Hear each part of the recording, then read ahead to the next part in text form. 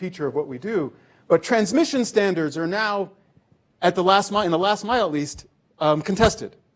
And we have a tool for resolving these things, and that's a public law process. We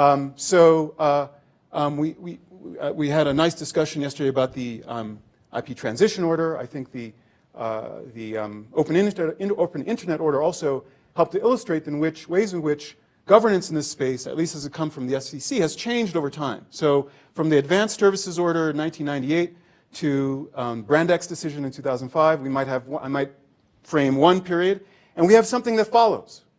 2005, contested period, promulgation of Internet Policy Statement. We have a litigation associated with Comcast's throttling of content.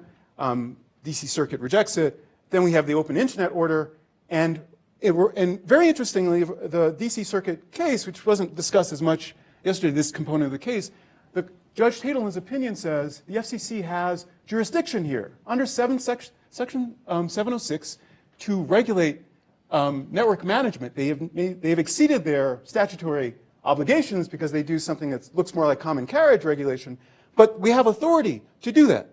That is a transition, and that's the transition I want to underscore, that this is a process that has gone from a deferential one that looks to non-governmental entities, right, ICANN, IETF, to one in which this has become part and parcel of what it means to regulate in the way that we regulate most other industries.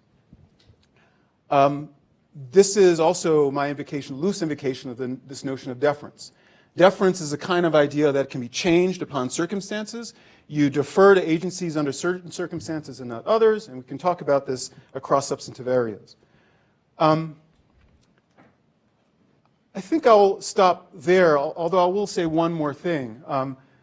This also came up yesterday in the discussion of the IP transition, and that is the identification by public lawmaking bodies like the FCC about public values that are not, first of all, that are not explicit in substantive design norms that IETF and other entities promulgate, namely public safety and universal access.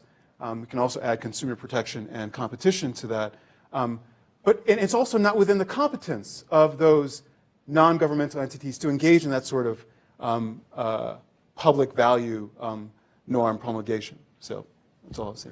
So, Bill, what jumps out to me as I hand over to you is the complexity of the development of competition law globally, and the fact that it has some interesting parallel attributes here.